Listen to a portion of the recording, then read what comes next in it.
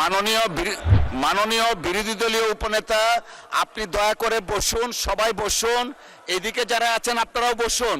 বিশ্ববিদ্যালয়তে একটা বিষয়ে একটি বিবৃতি দেয়া যায়, যেহেতু আপনি সুযোগ দিয়েছেন, আমি আরেকটা বিষয়ে কি বলতে পারবো? এটাও একই 2 মিনিট সময় লাগে। যদি এইরকম গ্রেট নিউজ থেকে থাকে, যেমন ধরেন নর্মালি স্বরাষ্ট্রমন্ত্রী মহোদয় যখন দাঁড়ান তখন একদিকে শুধু টেবিল চাপড়ানো আসে, কিন্তু আজকে দেখলাম অ্যাক্রস দ্য পার্টি লাইন সকলেই আপনাকে উৎসাহ দিচ্ছিলেন কথা বলার জন্য।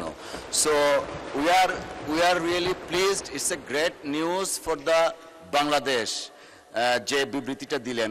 এখন যদি আরেকটা এরকম গ্রেট নিউজ থাকে, of course you are allowed to, subject to your consideration যে গ্রেট নিউজ কিনা। এই বিষয়টা বোধহয় এইদিকেই তালি হবে, ওইদিকে তালি হবে, এই নিশ্চয়তা দিতে পারতেছি না। না, এইদিকে যদি তালি না পড়ে তাহলে তালির মানে তালি দিলে ভালো হবে। আমরা আইনের শাসন প্রতিষ্ঠা করছি, আমি বলতে দিলে বলি কি আমরা একটু পরে শুনি, এই তালিটার ঐক্যটা থাকুক, আমরা একটু আলোচনা করি, পরে আবার শুনতে পারবো। সুবিধিতে আমরা এটা শোনার জন্য বোধহয় সবাই অপেক্ষা করছে। আচ্ছা জি, আচ্ছা ঠিক আছে, বলেন। মাননীয় স্পিকার, আমি দলের নাম নিতাম না, যেহেতু এটা বিষয়ে কিছু ক্লেম করা হয়েছে সেই জন্য দিচ্ছি। বাংলাদেশ ছাত্র শিবিরের কেন্দ্রীয় সহকারী আন্তর্জাতিক বিষয়ক সম্পাদক মোহাম্মদ জিসান মিয়া প্রধানের ঘটনার সংক্ষিপ্ত বিবরণ। মাননীয় স্পিকার, উল্লেখিত বিষয়ে আমি মহান জাতীয় সংসদকে অবহিত করছি যে গত 11 জুন 2026 তারিখ রাত 8:30 কুমিল্লা জেলার দাউদকান্দি বাজার হতে বাংলাদেশ ছাত্র শিবিরের কেন্দ্রীয় নেতা, যার পদবি সহকারী আন্তর্জাতিক বিষয়ক সম্পাদক মোহাম্মদ জিসান মিয়া প্রধান নিখোঁজ মর্মে 12/6/2026 খ্রিস্টাব্দে দাউদকান্দি থানায় এসে তার পক্ষে মোহাম্মদ রাসেল আহমেদ, ঠিকানা স্থায়ী ও বর্তমান বীরবাগ গোয়ালি ইউনিয়ন বটেশ্বর থানা দাউদকান্দি জেলা কুমিল্লা, মোবাইল নম্বর বললাম না আছে, একটি নিখোঁজ জিডি করেন। নিখোঁজ জিডির প্রেক্ষিতে তাকে উদ্ধারের নিমিত্তে কুমিল্লা জেলা পুলিশের একাধিক টিম মাঠে নামে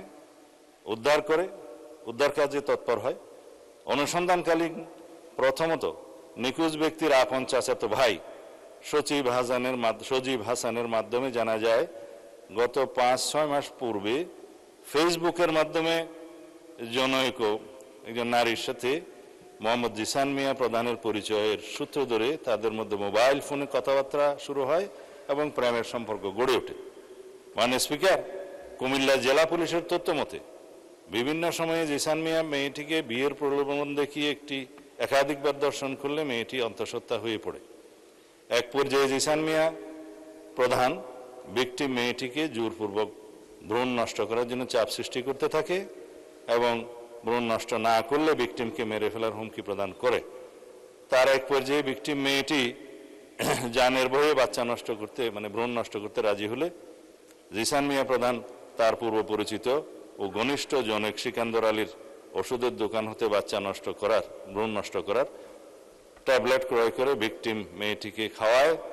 2-3 দিন পরে ভ্রূণ নষ্ট হওয়ায় ওষুধ সেবনের ফলে ভিকটিমের প্রচন্ড রক্তক্ষরণ শুরু হলে ভিকটিম নিজেই জিসানকে বিষয়টি জানায়।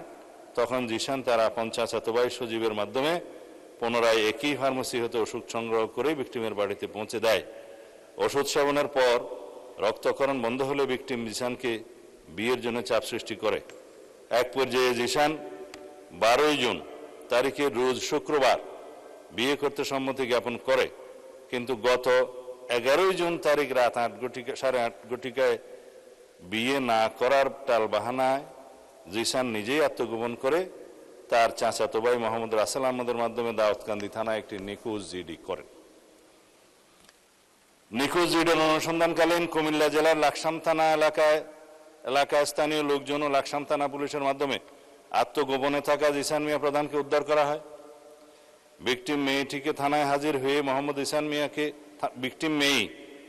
মেয়েটি থানায় হাজির হয়ে মোহাম্মদ জিসান মিয়া প্রধানকে 1 নম্বর আসামি করে ধর্ষণে সহযোগিতা এবং ভ্রূণ নষ্ট করার অভিযোগে অপর 3 জন যথাক্রমে মোহাম্মদ সজীব হাসান, সেকান্দর আলী ও মোহাম্মদ গোলাম রব্বি সহ মোট 4 জনের নাম উল্লেখ করে এজাহার দায়েরের প্রেক্ষিতে দাউদকান্দি মডেল থানার মামলা নম্বর 13 তারিখ 13/6/2026 খ্রিস্টাব্দ ধারা নারী ও শিশু নির্যাতন দমন আইনের 9(খ)/30 তৎসহ 313, 506 এবং 34 পেনাল কোড রুজু করা হয়। গত 13/6/2026 তারিখে এই অভিযুক্ত সজীব হাসান ও সেকান্দর আলী তাদেরকে গ্রেফতার করা হয়। তারা বিজ্ঞ বিচারিক জুডিশিয়াল ম্যাজিস্ট্রেট আদালতে ঘটনায় নিজেদেরকে জড়িয়ে 164 দ্বারায় স্বীকারোক্তিমূলক জবানবন্দি প্রদান করে। বর্তমানে মামলাটি তদন্ত অব্যাহত আছে। যেহেতু মাননীয় স্পিকার এই বিষয়ে অনেকেই ভেরিফাইড ফেসবুক পেজে তার নিখোঁজের বিষয়টি অন্যভাবে বর্ণনা করে সরকারকে দায়ী করতে চেয়েছিল এবং প্রকৃত ঘটনা উদ্ঘাটনের পরে সেটা আমরা মনে করলাম এই ঘটনা জাতির সামনে প্রকাশ করা দরকার। আমি এই মহান জাতীয় সংসদের মাধ্যমে এটা প্রকাশ করলাম। ধন্যবাদ মাননীয় স্পিকার। ধন্যবাদ মাননীয় স্বরাষ্ট্রমন্ত্রী।